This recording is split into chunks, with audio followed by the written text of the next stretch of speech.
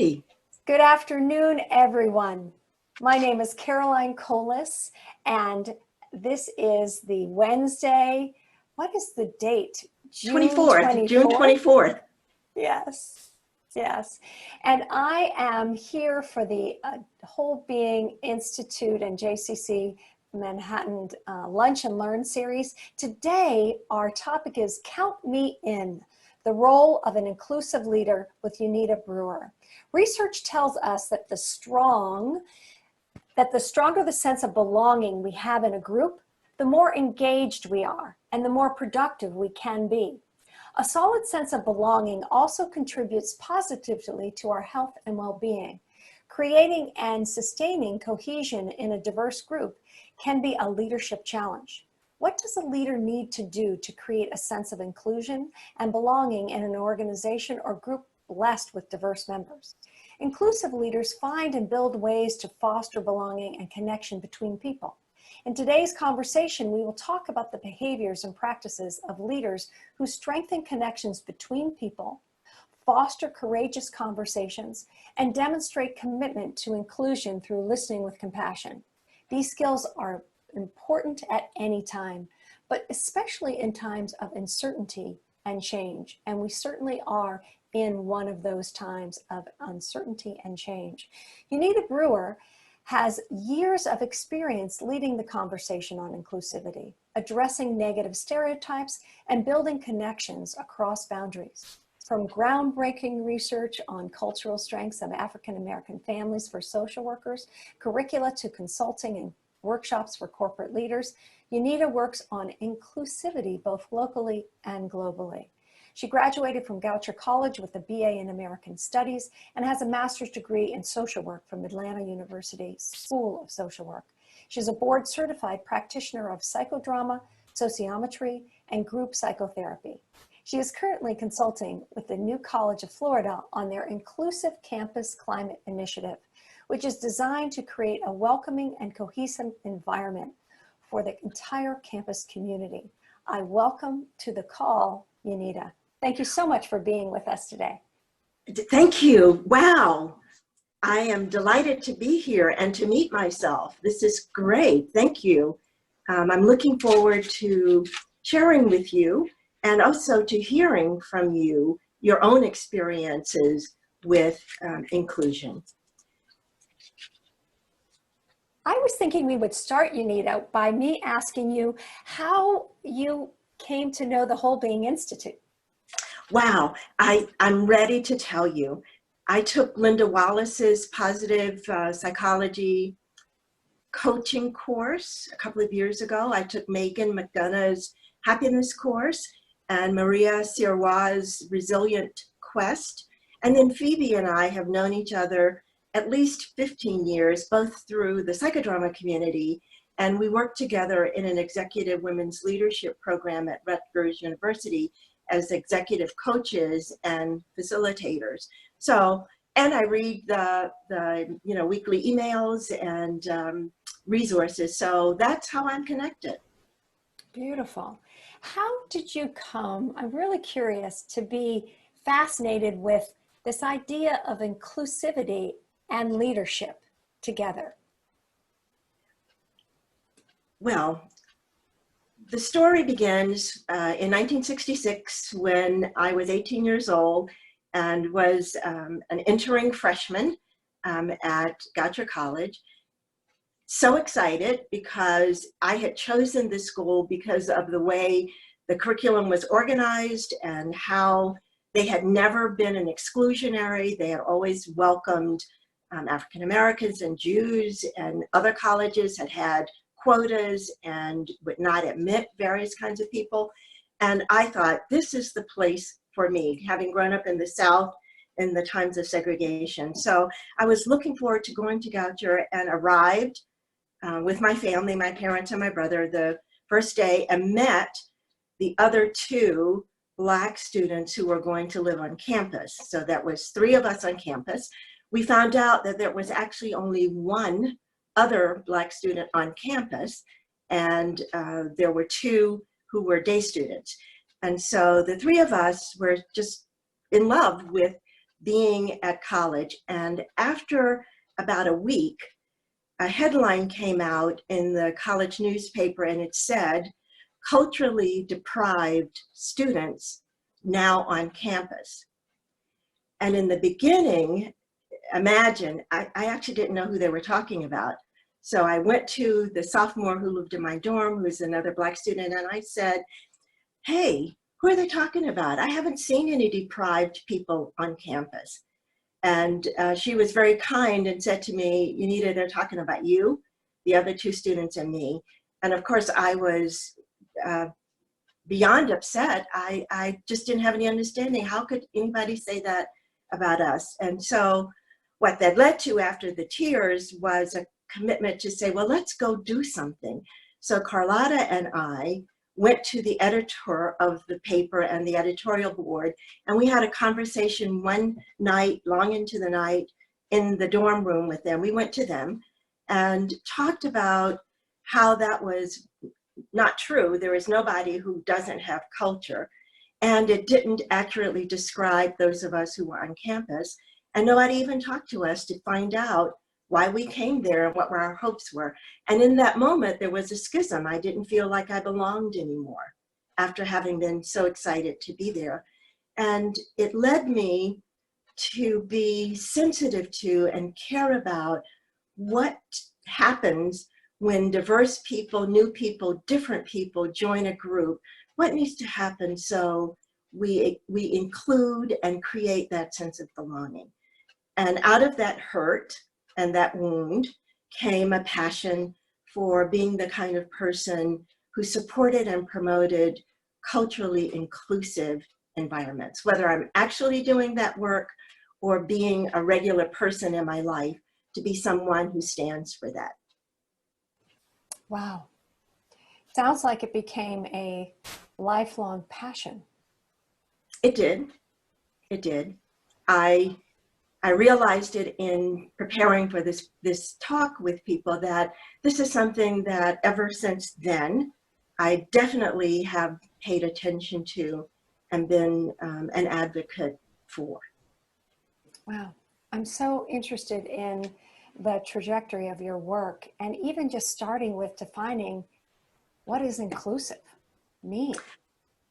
That's a great place to start. And I would like to get everybody on the call involved. And so start thinking about how you want to respond to what I'm going to ask. Words create worlds. This quote is attributed to David Cooperrider and the Appreciative Inquiry studies. And when you think about it, words have meaning that are different for all of us. And so I'd like you to respond to the question, when I say inclusion, what concepts, what words, what ideas, what feelings come to mind for you? And would you organize that in a word or two, or even a short phrase, and put that in chat? And then Phoebe will help us read.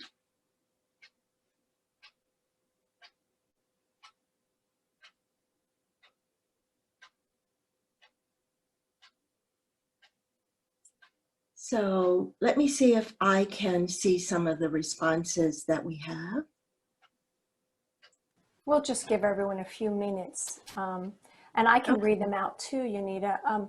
Kathleen was saying embracing others. Joanne was saying diversity and the opportunity to learn from others. Josephine said nobody left out. Meredith, accessibility. Val says everyone's welcome. Acceptance from Joy Brooke. Empathy, Esperanza. Your niece says warmth, light, positivity. Stephen Redmond's on the call. Hi, hello. Thank you for joining us. Says inherent. Lived experiences, affirmed, experiencing belonging.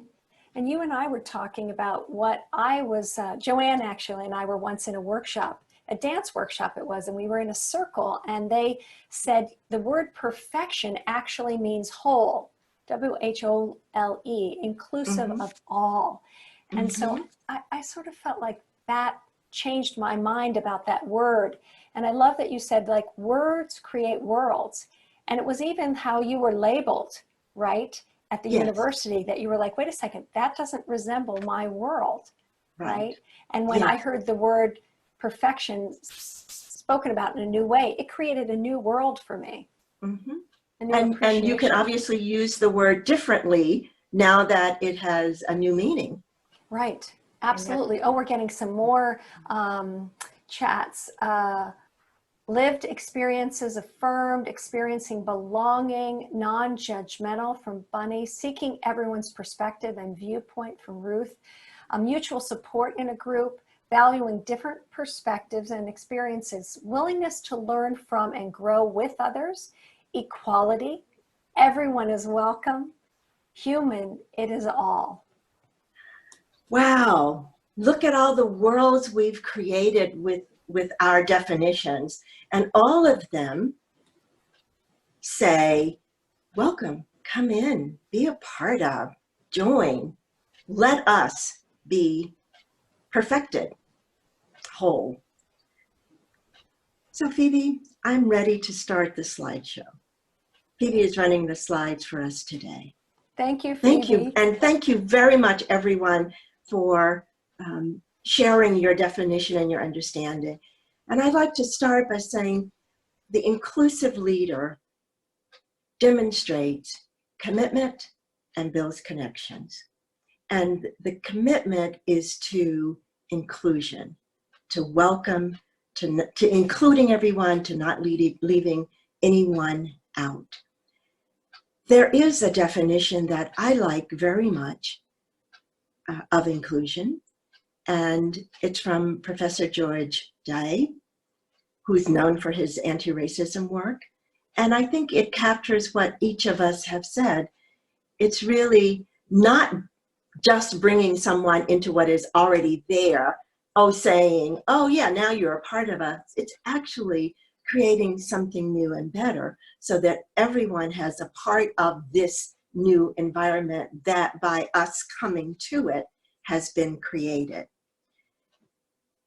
In the work that we're doing together at New College of Florida, we're essentially defining inclusion as a place that's more supportive and welcoming, where students, faculty, staff, alums all feel they belong and they have a place on campus.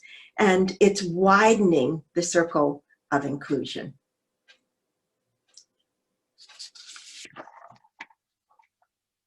I like this photo because they look like they're all connected, and a leader widens and expands the circle. And if you think about, well, what would be dimensions of diversity that would want to be included?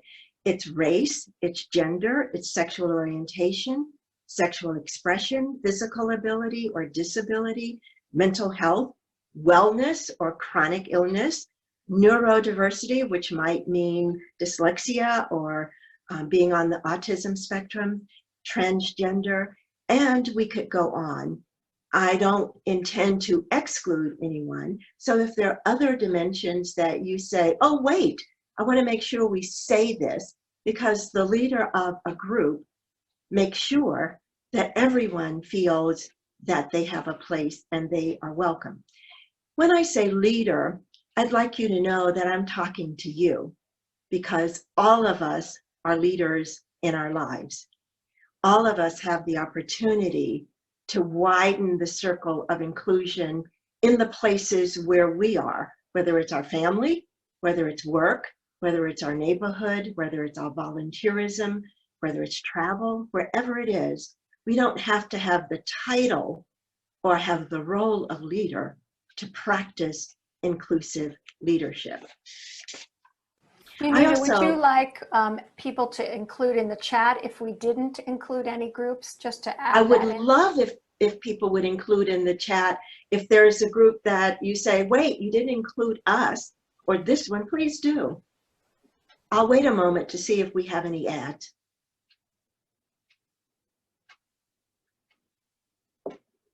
I thought of one while I'm waiting. Being a parent or not, all And ages. Thank you. yes, yes, thank you.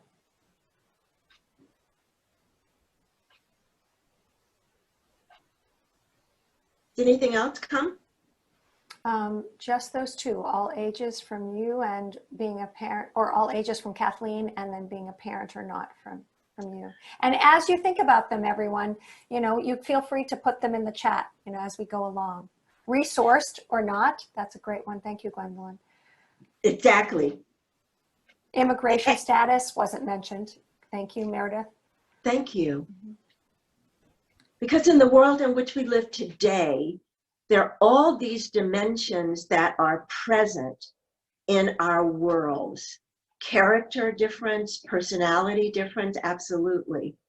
And no one of us can have all the answers. So part of what we want to do is be open to getting more information and being supported in widening and expanding our circle of belonging.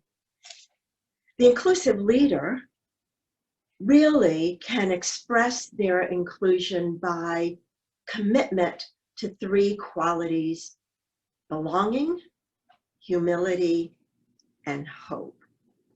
I'd like to get you involved again. I'd like you to think about a time or a situation when you felt you belonged, that you were a part, that you were integral to the group, that you were valued, that you said, oh, I fit in here. And I just want to give you a couple of seconds to bring that memory up. And when you have it, what feelings or what emotions come up when you think about that time or that situation where you said, I belong? And would you put them in chat? Uneeda, it sort of reminds me of something we talk about in positive psychology, which is think of a time when you were your best self. For me, Yes. when I felt like I belonged, it was actually with my in-laws and my family there, when I took a risk and I shared a personal story, and it was around the dinner table. And there was a little bit of risk there, and I felt very vulnerable, but I also felt like how I was received, I was like, oh my gosh, I'm part of this family now. And I remember that. That's great. That is great. I can remember a time when I was working in a group, and we were a consulting group inside of a bank, and our leader was so able to create that belonging sense of us. And he did simple things like we had food at our staff meetings, snacks. We went out together a couple of times a year. We inquired after each other. He inquired after us. It was just the sense of everyone in this group matters, and I want you to know it. So creating that sense of belonging. What did we get in the chat about what people felt when they were in a place where they felt they belonged? Well, Val Williams, who was our speaker yesterday, so glad to have you back, Val. Yes. She said she felt gratitude, warmth, and the feeling of being held and cared for. And Wow. yeah, so people are also describing that, as you said, what feelings and emotions came up. Your niece said feelings of peace, relief, deep inner calm, and contentment. Oh, lovely. Brandy said hope, excitement, contentment. Esperanza, be part in the project. Joanne Edgar, we had fun together and accomplished something positive. I felt accepted and proud. Adrian, accepted in sorority. Safe. I felt valued, said Kathleen. Appreciate. Felt a heart connection with my coworkers. All of that allowed me to grow and thrive. Rachel said, I saw their hearts and had opened to me, and I felt mine opening to them. Sarah, I felt heard. Dr. Redmond, safe. Bunny, once upon a time, I used to run and discovered that I was fast in my age group, of course. I suddenly became known in that area, so becoming known. Sonia said, seen and appreciated, understood. Esperanza said hear or heard, yeah. Margie, made me feel more secure. Weightless, I could fly. I was flying and others were flying too, from Dr. Redmond. Esperanza again, the voice of you matters most. And isn't that what we want? To have those feelings. And so when we create a sense of belonging, what we're doing is we're unleashing all these positive emotions that you've shared with us.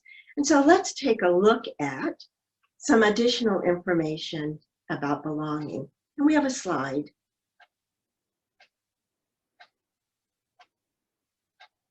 Folks having fun. Roy Baumeister and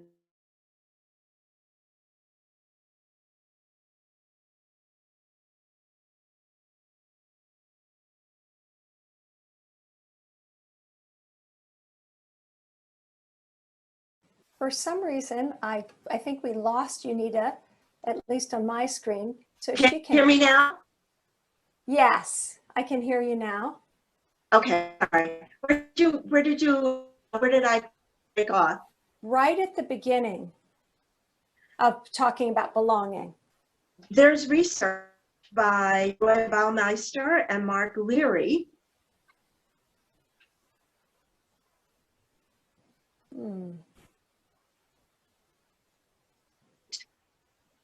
Zoom seems to be, Zoom has bumped her off. We've never had that experience before. It's a new one. All right, so we'll just wait for a moment and I'm sure she'll pop back on. We met at 11:30 to just go through everything, so we didn't have these challenges, but I've heard of this happening before. Has anyone had this happen to them before where they've bumped off? Caroline, this is Phoebe. She's on her tablet. So it could be that, you know, maybe that was it, but I'm sure she's going to be coming back. So she's got, you know, lots more to share. It's so wonderful to hear all the chats and also to have people that have been presenters with us on this topic as well as new people. So wonderful. Oh, here she is. There we go. There she is. I lost Wi-Fi, so I'm on cellular now. What is that there's research that confirms that we have, you know, Uneeda, we still aren't getting you a clear line. Phoebe, there we go. We can see you. Okay, she's moving to another place where. Okay, yeah, fantastic. I'm just going to move to a place that has a better connection. The good news is that we've got plenty of time. So yes, we do. So and what a great metaphor that you can just move right to another place another place to go to improve our connection. In some ways, when we're talking about inclusivity and belonging, what happens when we don't feel that way? Well, we can listen and we can do what Uneeda's doing right now, move to a place where we can have better connection. Adaptive leadership. There we go. And guess what? We have a fundamental need to belong. So when you do things that help people feel connected and have those feelings that you talked about, you're actually meeting a very fundamental need that people have. And it doesn't take a lot to create a sense of belonging. I'm just going to start with one or two small acts that help people feel like they belong. Greeting them by name, inviting someone to lunch, asking how someone is doing, inquiring how someone's day is going. And I imagine that if we asked you to chime in, you can make a list that as long as we could keep writing, that there are a lot of small ways that we can help people feel like they belong. Because when people feel safe, someone said it, that's what they felt when they belong, then they can speak up and they can share. Thank you, Joanne, thank you for that. They feel like, oh, I have something to say and I won't be humiliated, I won't be embarrassed, people aren't going to retaliate. And the other side of that is that we need to be listened to. And I think Val said that you felt heard. and valued, and other people said it as well. And so when we work to create a sense of belonging, whether we're a leader in our own life or a leader of a group, we are responding to something deep that we all as humans have, and it doesn't take a lot. And I would like you to start thinking about, what might I do? What small action might I take to increase the belonging in the groups in which I operate? Because it's important, and it's important for people to feel that they fit in. Do you have a question at this point? I was just pondering your adaptive leadership. And I just want to strike spot you for that, because you just kept going, and adapted right along. And I was also thinking of your question, what could I change, or how could I make people feel more inclusive? And I find that I come from a very boisterous family, and we had a tendency to interrupt one another and just jump right in. Yes. And the intention of that, of course, is fun.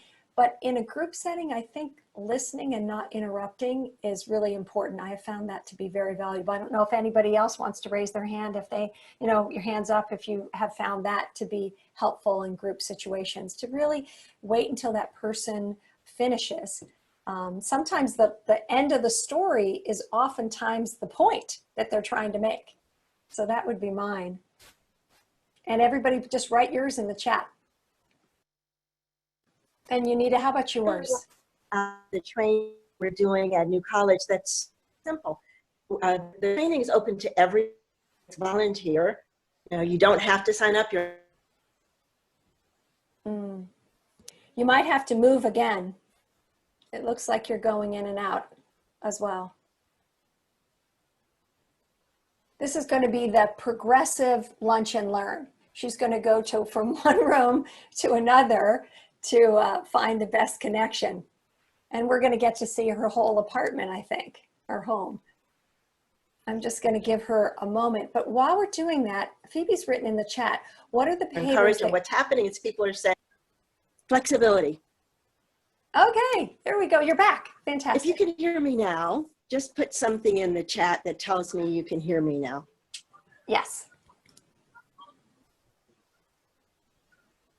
Okay, so one of the faculty members who was in the training met one of the maintenance workers who was also in the training.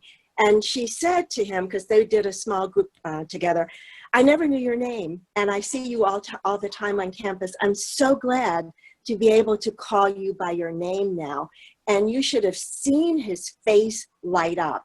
He was so excited and happy that someone wanted to speak to him by name, not just say, hey, how you doing? And so when we say, what action can you take to increase belonging, a sense of belonging, just that one small thing, that's more than enough. Okay, Phoebe, how about we move to humility? And I know that Joanne said that when she came on the call, you greeted her by name.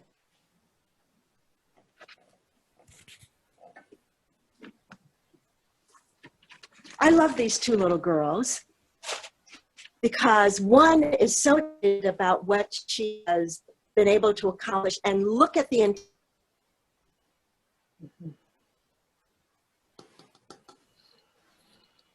we can't hear you.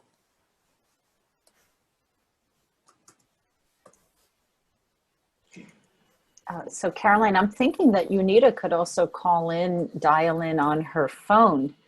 Yes. And, so we do often have phone numbers on that, and we do still have quite a bit of time. So okay. If you want, I can. Intensity of her partner. She's a wheelchair strengths classification. Can you hear me? Hi, Uneeda, you were coming and going.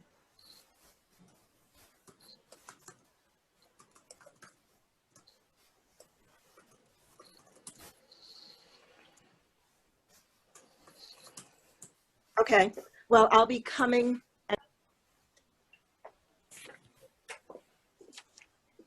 I'm just wondering, Phoebe and I were wondering if you could actually call in on your phone. Absolutely. I can call in on my phone. Phoebe, do you need the call-in number or?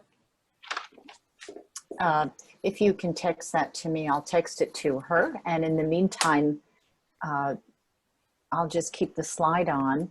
Okay. Let me just find that for you. Can you hear me? Yes.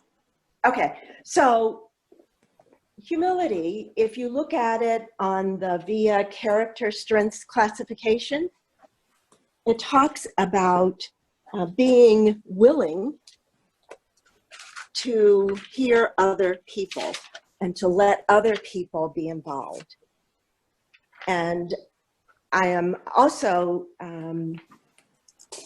knowing that when we say the word humility, that sometimes we think, oh, that's a wuss strain. But it really is about being open to correction. And here's an example that I think will resonate. On New College campus, there are a lot of gender fluid students, and their pronouns are they and them. And one of the library representatives, who was raised in the South and was used to saying yes ma'am and yes sir, had a gender fluid person that she was helping, and she said, yes sir. And the person looked at her and said, my pronouns are they and them. And she felt terrible, but she apologized. She accepted the correction.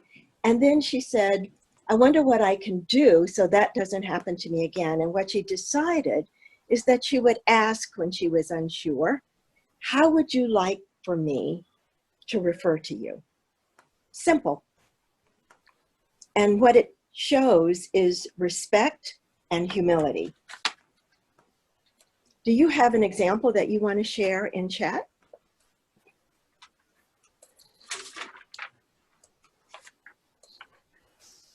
Are we seeing anything, Phoebe? Yeah. So we're sharing an example of someone who is expressing humility. Okay. I just gave you a story. Yes. Okay. We can. So we'd love to hear your stories, everybody, from the chat, of humility in leadership or just in your daily life. Humility, particularly with leadership, because sometimes leaders want to be right. They want to have all the answers. They really want to demonstrate that they're in charge. And in fact, by being willing to say, I don't know, by being willing to learn, by being willing to apologize for a mistake, by being willing to make a correction, we are in fact increasing people's commitment to us and to the group. It's counterintuitive, isn't it? Yeah. Well, I can, one of my dear friends who's on the call's top strength is humility. And yes, that is Joanne Edgar. And she is quite the leader in her ability to work with many different groups and also just be in service to what the group needs. So that's one of the best examples I can think of, whether it's the Mississippi Center for Justice or working with child welfare and foster care reform, or helping us with our spa day for women with cancer. She just is present, and she asks, in what way can I help?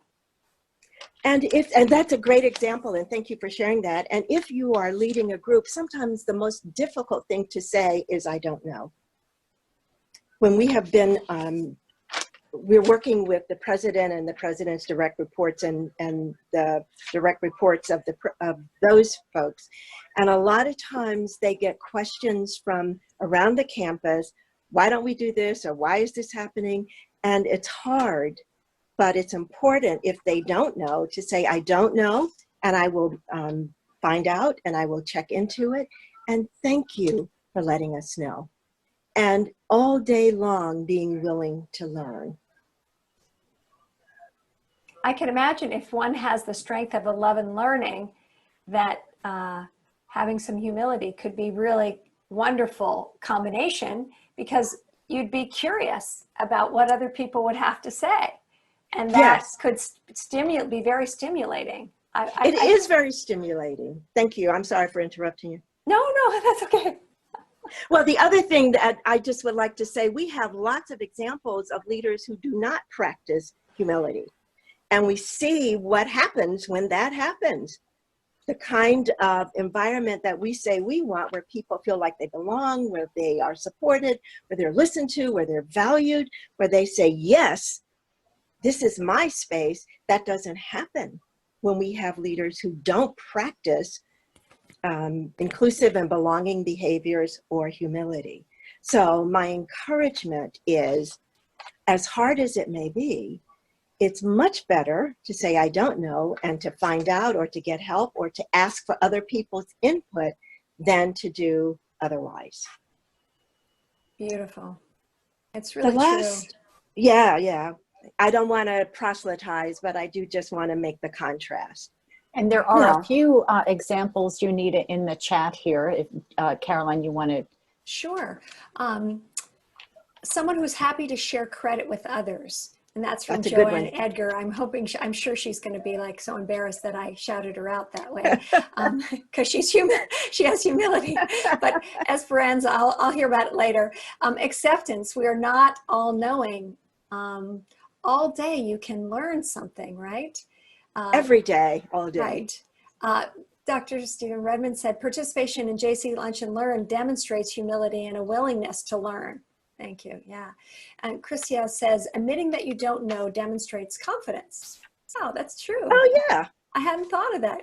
That's I hadn't thought of that either. Thank you for that. Yeah. Wow, we just learned something new right in this very minute. Yeah. And I thought I saw somebody who said it means being vulnerable. And, you know, Brene Brown is teaching us the power and strength of vulnerability. Yes. And it binds us to each other when we're willing to share that there is something I don't know, there's something I'm feeling, there's something I'm experiencing that may be difficult, I need your support. It's a wonderfully attracting quality. You know, in theater, they talk about never compete with a live animal or a baby on stage. And the reason that is, and Phoebe, maybe you've heard this before, is because they're so vulnerable, they're so real.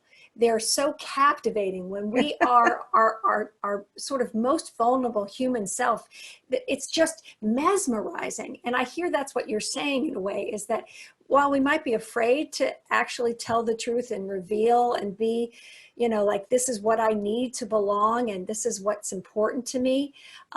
When we do that, there's an attraction, there's a magnetism to that. There's a moment where we just stop and are compelled to listen.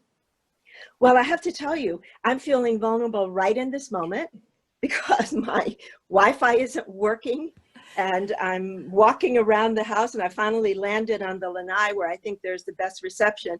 And so I really appreciate that there is patience and kindness in helping me manage this unforeseen experience. So thank you. And I really appreciate your support. Well, it's so funny because I was thinking about just how beautiful you looked in this moment, you know? So I was like, wow, she's got just gorgeous skin and this, I love her hair. I was just, you know, loving on you. Well, thank you. Yeah. So we've done 2 of these commitments that inclusive leaders have. What's the third one? You're going to love this one. This is from a lot of the work of Dr. Dan Tomasulo, who's just published a new book called Learned Hopefulness. I recommend it wholeheartedly. I also recommend the podcast Resilient You. Dan, I know him as a person, was, I think, the first guest, and he talked about hope. And not hope as wish, but hope as a real belief in our capacity to influence the future. So we're willing to do something because we think, if I do something, I can make a difference. And when I was talking about the story of going to the editor of the newspaper with my friend to talk to students, they were fellow students like us, about the impact of that headline and that story. I didn't think about it then. I was 18. There was no positive psychology. But in retrospect, we went because we felt, we hoped that we could make a difference. And we did, because the series that they had planned following the culturally deprived students around campus didn't happen. And I think that they got an understanding that that concept and that phrase, not only was it repulsive, but it wasn't true. And if you think about your own life, when you hope that something is going to be better, you're essentially saying, I'm willing to do something to make that possible because I see a way. I'm just wondering, what do you think? Well, hang on. Oh yeah, I'm muted. Well, yeah, you know, I was just thinking about what Dan said, and he was right before his book, you know, was published. He came on and he was one of our first guests, and it was so wonderful to have his insight and how he really did talk about hope. That fear is present with hope, right? And Yes. so that you know, that also sort of speaks to vulnerability as well. You know, that there's that fear, there's a risk, there's a, wait a second, there's a dire situation, perhaps even in this moment. Well, he says it has to be a kind of uncertainty and negativity that elicits hope. That we have to be in a situation where we're saying, oh my goodness, what do I do? Think about COVID right now. How we can't make plans for 3 months from now because it's so uncertain. But because we are hopeful that there's going to be a vaccine or there's going to be an abatement, we can make smaller goals. Right. That allow us to move forward with positivity, expecting that it's going to be better. The inclusive leader has that same focus and that same impact. Sometimes in diverse groups, it can be difficult, there can be tension.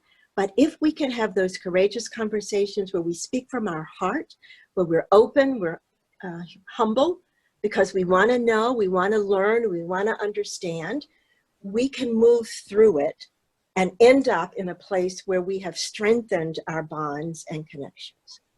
I also, you and I were talking before the call about the role of a leader to not only listen, but when we're hearing the difference or the diversity or the, you know, another opinion other than our own, or even someone saying, you know, as you did to the newspaper, you know, this isn't correct, right? This isn't how we see ourselves. This isn't reflective of reality. That the person in charge has to have the humility to listen and not be defensive. I was wondering if you could talk about that and to actually say thank you, right? It's a different role. It's a thank you for enlightening me, right, in this situation. Yes, the example I want to give is the first set of Zoom trainings that we did for the inclusive campus climate, because we were doing them live, but once Florida colleges were shut down because of the pandemic, we transitioned to Zoom. And when we were talking about dimensions of diversity, we left out physical ability and we left out mental health.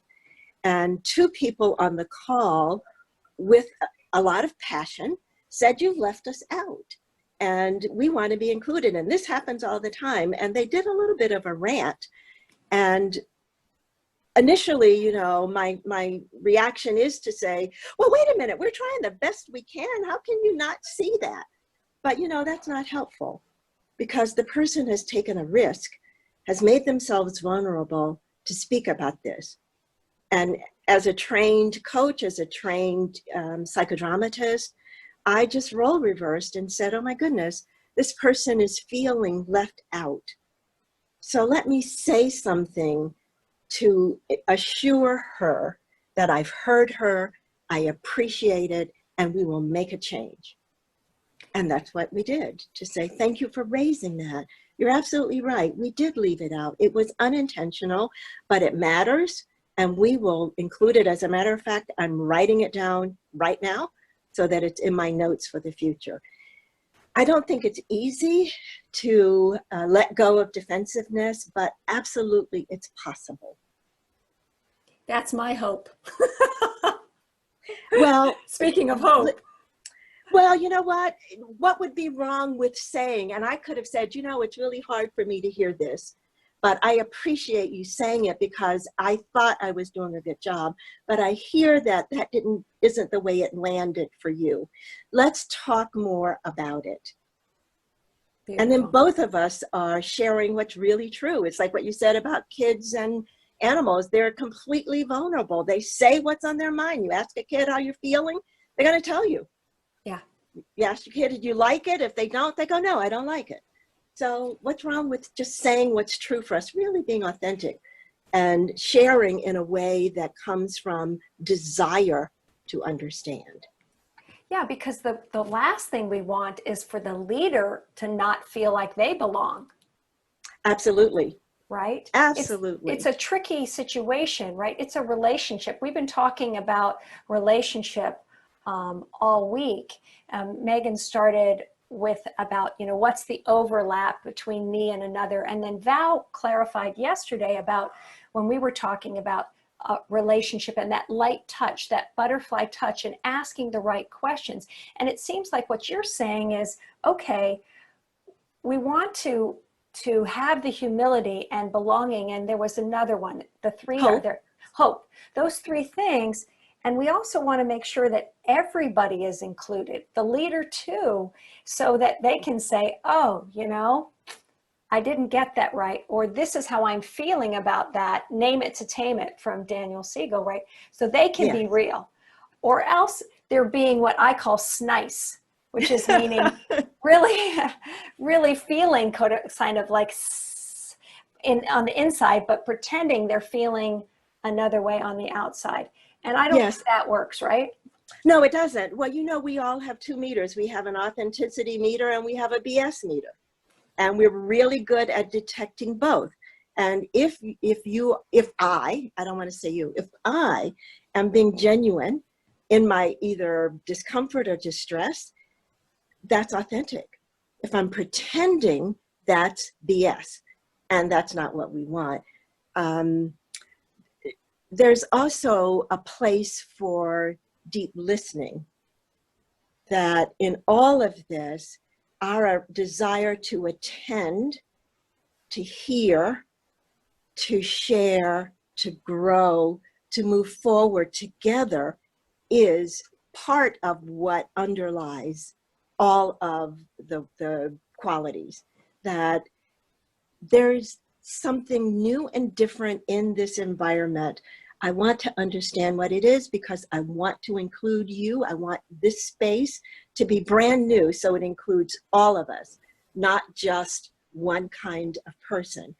And in the world today, if you look out at the demonstrations, at the protest, my belief is underneath it all, we're saying we want to belong.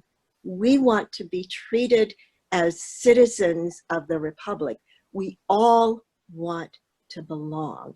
And there are obstacles in the way of our being counted in. Beautiful. And I know that Dr. Stephen Redmond was talking about, the BS too, right? Yes. As yes, well. He did. He actually said the word. Right. And then he was also saying, which it strikes me as really an important component, that's this mindfulness too, that we, in order to do all this, we have to be able to be somewhat mindful so that we can pause. And then we can, as you have in your last slide, be brave, take a leap, but we can know, like, we're not just jumping blindly, right? No, we're intentional. We're intentional. Yeah. I think that building on what Val said yesterday, Val Williams, about what inspires us, that our desire to create inclusive environments can inspire us to be willing to take steps to bring it about, to be brave in the undertaking of steps I see that there's a note from somebody that we all want Bunny. Yeah. We all want to belong, but sometimes it's on our own terms. That's an interesting comment. That's a wonderful comment, because that implies that I need to talk to you and say, how would you like for me to respond to your desire to belong? Because maybe I want to take you to lunch, but maybe you want something entirely different. And so to be willing, just as you say, Bunny, to find out what is it that you need and you want to become a part of, to feel like the group is yours, not just you're an addition to the group. Does anybody else have something to say about that? Such a great discussion. Also, it was just that people are talking about. I also wanted to talk a little bit, Uneeda, and get your perspective, and also of those on the call, about capacity. Like sometimes what I find in creating a sense of belonging or inclusivity is that the needs are great, but sometimes they are greater than the capacity of the leader. Right? We're all human. Yes. So, yes. So then it becomes, how do we, what happens in that situation? Can you think of a time when that has happened? Have you had to then branch off or delegate or create new things? Because, do you know what I mean? Like what we all have to choose in a leadership, right, role. Yes. We have to choose what we're going to focus on, right? And what if the needs of the inclusive community are so great, is that how do we do both, right? Yeah. So my only answer is this. Here's what I can focus on, Caroline. There's a whole bunch of other needs that I know that are present. I'd like us to get together and talk about how can we address those other needs, because they're important. But I am not able in this short period of time, or this month or next week, to address everything that's on our list. How shall we do this? And now we're all engaged in the process of trying to understand, well, what are our priorities right now? What are our values? What do we need to focus on first? What do we need to focus on next? I don't think that please don't misunderstand and think that I think that there's a perfect solution to everything. I don't. What I am offering is, here are options, here are ways, here are actions that can lead us closer to having that sense of belonging. And yes, it's giving people the benefit of the doubt, absolutely. When we feel we belong and we can speak up, we believe that other people aren't going to jump on us, that they're going to listen to us and give us the benefit of the doubt, to say, well, Uneeda is expressing something that's different from what I believe, but I'd like to understand it. Huh, let me listen. Yeah, I know you have a last prompt for the chat. What did you I want? do. Yes, what would you like us to think about now as we round our discussion? As we round up, usually we ask, what's one thing you're going to take away? What I would like to ask is, what's one small action you're going to do to increase the sense of inclusion and belonging in all the places where you have influence? So you don't have to be the manager or the vice president or the director. Where can you take an action, and what might that small action be? And I love what Val shared, summarizing it so beautifully. She said that a leader doesn't have to have all the answers. As Uneeda says, a leader starts the conversation with the team to get additional resources for the needs. And that's a sign of humility too, right? When the leader says— I think so. Yeah. We could call it something else. We could call it being self-aware. We could call it being courageous. We could call it being supportive. Mm-hmm. Whatever we call it, it's really engaging with other people to resolve issues and problems. And it's a kind of humility to not say, I can do it all, I know it all, here's the limit, and I'd like to get your help and support. Beautiful. My intention was really to ask you to be committed to taking an action, a small action. Sometimes, though, if you've never done something, it can seem like a big leap. Just asking someone their name, if you've never asked someone their name before and you've passed them 12 times in the hallway, do it anyway. Feel the fear and do it anyway. That's bravery, not shrinking from fear, expressing it, feeling it, and doing it anyway. So what are we getting in the chat? What are people saying they're willing to do? Let's see. A question: feeling of being invisible, ongoing in service group, despite various strategies for engagement, reaching out, and leadership roles. More suggestions for me. That's from Gwendolyn. She said she has a feeling of being invisible in her group. That was the other side. That I don't know the perfect answer, Gwendolyn, and I'd be happy to talk with you more after this. But there's also a need for the person who enters a previously homogeneous group to take action to be included. When I used to go back and forth to Belgium, when I worked full-time in the global talent management group at Johnson & Johnson, after a workshop or a consult, I was ready to go back to the hotel room. I was really tired. And the members of that team would always call and say, Uneeda, we're going out. We want you to come. And I usually said no. And then after a while, I thought, why am I saying no? Here are people trying to do things to include me. I'm going to get up and go. We had the best time pub crawling. I'd never pub crawled in my life, but in Belgium, beer is a thing. And we would be going from one pub to another, trying different beers, and I had a lot of fun, and it helped me make a connection to them. I don't know what it might be for you, but I ask you to think about who might I speak to say, I would like to strengthen my connection in this group because it's not feeling very strong. Can we talk about that? Beautiful. I was thinking one of the connections that I can do, or one of the small things that I can do, is we have an amazing security team at the Marlene Meyerson JCC Manhattan. And some of them, I know their names, and some of them I don't. And I've been around, and I'm a little embarrassed because I've known them for years. But I'm going to do what you said and make sure that I know them and write their names down and learn them. And that's a great start, because that's about welcome. And we know welcome is so important and such a part of every culture in the world that's been studied. This inviting in of the stranger in quotes, and making that person feel welcome. And saying someone's name is the height of welcome. And hospitality is important to me, so that fits right in with my values, so I know why. Yes. And it's been such a pleasure. I want to have you back so we can re-record this. This conversation goes on and on. It's an important one. And we could even have a bunch of us on the panel to talk about it. I know Val had some wonderful things to say, and the audience has had amazing things to say.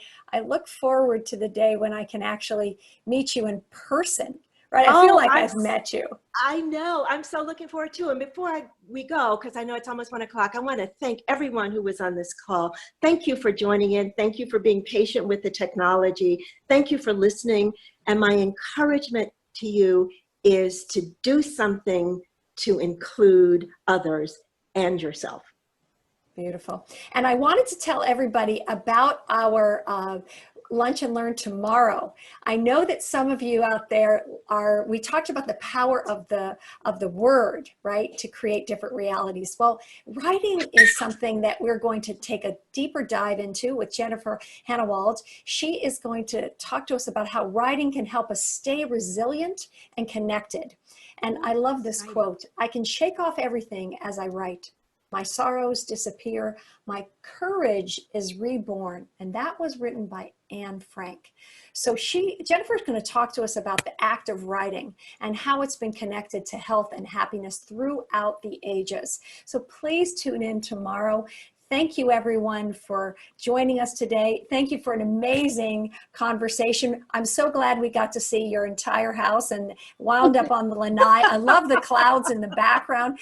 Thank you so much to Phoebe and everyone that has supported so beautifully Uneeda today as she struggled with technology. Doesn't matter. The message got through. It was really a beautiful session, and I'm so appreciative. So I'm going to just turn it on gallery view. Everybody, hands up for Uneeda for adaptive leadership. Oh my goodness, right?